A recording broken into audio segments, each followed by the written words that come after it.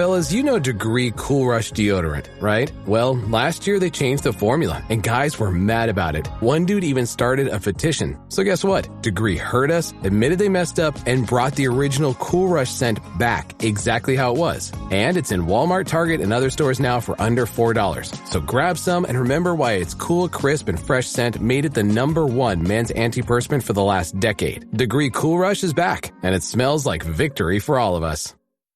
Auto insurance can all seem the same until it comes time to use it. So don't get stuck paying more for less coverage. Switch to USAA Auto Insurance and you could start saving money in no time. Get a quote today. Restrictions apply. USAA. Hilton brings you new ways to stay with experiences that let you capture the glory days. Introducing the Graduate Hotels. Each inspired by local college towns, these stays are always original and never boring. Get in touch with traditions all across the country and enjoy a stay that's a class above the rest. Book at Graduate Hotels with Hilton Honors Points at Hilton.com. It's a win-win. Hilton, for the stay. From the Fifth Quarter Studio in Madison, Wisconsin, you're listening to High School Hoops with your hosts, Steve Collins and Jake Stager.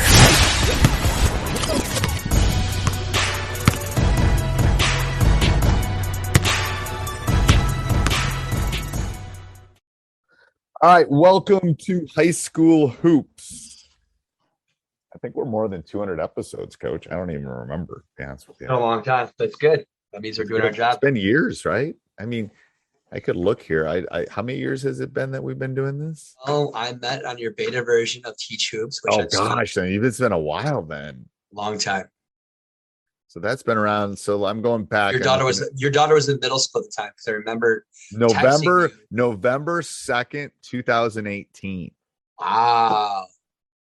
So we're coming up on our 3-year anniversary. Awesome.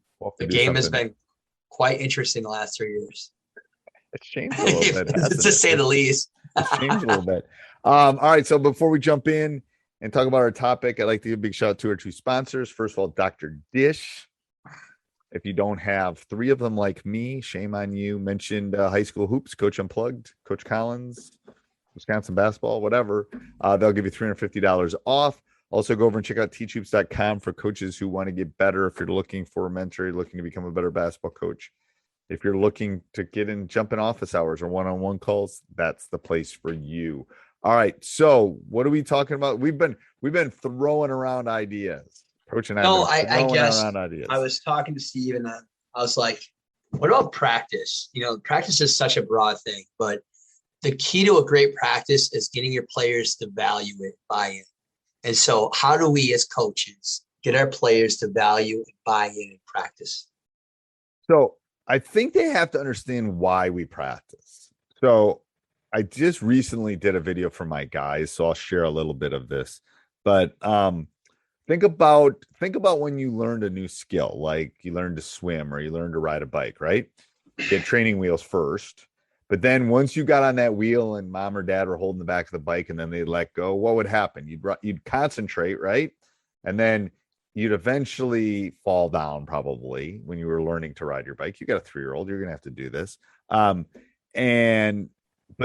you really wanted to do it, right? At least when I was a kid in the 60s and 70s, it was like, that was a thing. Like your bike was your commodity kind of thing. And with a big banana seat and all that kind of stuff. Anyway, so eventually you concentrated to a point where it became second nature, right? I'm 50 something and I can jump on a bike right now and I don't have to think about it very much, right? I don't have to I've gotten it. It's become habit forming. So it's similar to practice, right? It's okay. The issue is, and this is what you and I were talking about before, they don't value it because they don't see the end result of being able to ride your bike to your friend's house. Correct. Well, it's the same thing. It's okay to stumble. It's okay to turn it over. But then what happens after that? What happens if you concentrate and you're able to execute? You don't even think about it. Like you don't think about how to cut to the open area or set that ball screen. It's the habit has been formed. And I think what's been lost in the pandemic and in society in some respects, I can see it in our high school, is that it takes practice, it takes, failing, but then what do you do once you do that? What happens when that, you have to concentrate and you have to be, we refer to it as locked in. Right. And that's what, like, I don't know with your girls how you do that, but they have to see that if they're locked in, there's going to be an end result that's going to be a positive thing for them. Don't you think?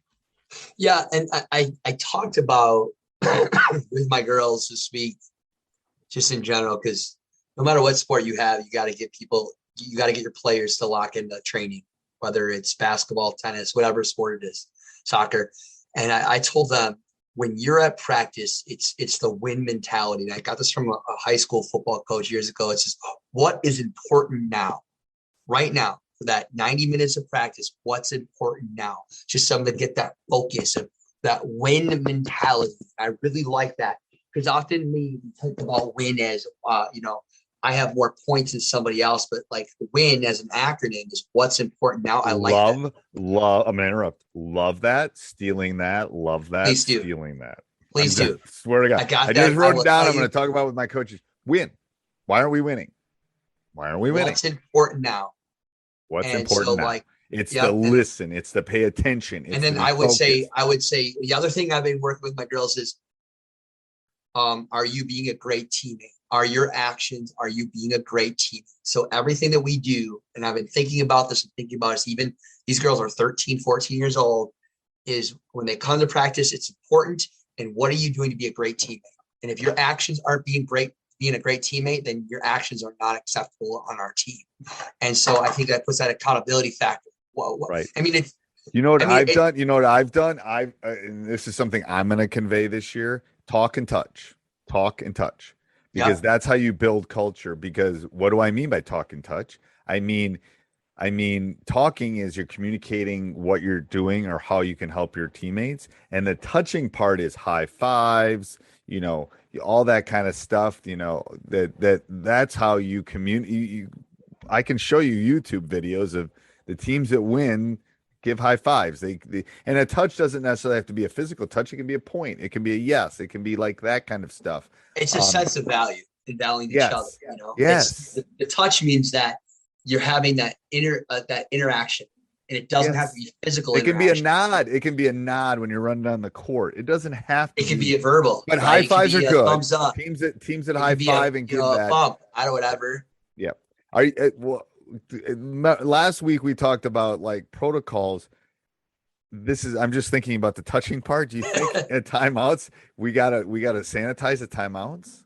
I don't know. It's so hard to get kids to not do that, because it's such a natural thing.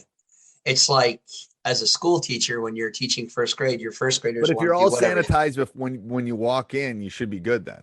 That's right. It's a practice at least for sure. Correct. Can you really get sick from a ball? Halliday presents in the red corner the undisputed, undefeated weed whacker guy, champion of hurling grass and pollen everywhere. And in the blue corner, the challenger, extra strength Halliday. Eye drops that work all day to prevent the release of histamines that cause itchy allergy eyes. And the winner by knockout is Halliday. Halliday, bring it on. I don't know. That sounds like another podcast. It does sound like another podcast. I didn't mean to jump on last week's, but I was just thinking when we're talking about touch and talk. I think that's an important thing. What else in values, Coach? Well, I think the value comes in how you construct your practice. So the value of your players are going to value your practices and training based on, they're going to know if you're prepared or not. Kids can pick up on that for sure. I've been a person of this is like, I'll start every practice the same. And I'm like, that's getting really mundane and boring. You got to have variety. And so I think value comes by how you structure your practice. And then the value also comes in, these kids are athletes. They want value. They're going to value something that's more competitive environment. And we always talk about that too, the last 3 years of everything that we do in practice needs to be competitive, right? So if you have I know Madison Memorial is what you probably have the green and white team, right? Right. And if your green is your starters, your white is your non-starters, and one player is joking around, he's a green shirt. Well, guess what? Green shirt, you're out, dude. You're going on the white team. I'm moving this kid over here. Like, that's how you get value. Holy cow. Right. Coach is going to literally just switch the starting lineup in practice. That's how you add value. You are what you emphasize to. And that's something that coaches have been talking about for years. Every coach, good coaches, you are what you emphasize, right? So if you value practice and you emphasize and make it competitive, hopefully your players will also value it as well. I love that. That's a great idea. Anything else with that, Coach? No, I think it was a great podcast. All right. Till next week. Bye. Later. This podcast is part of the Sports Social Podcast Network.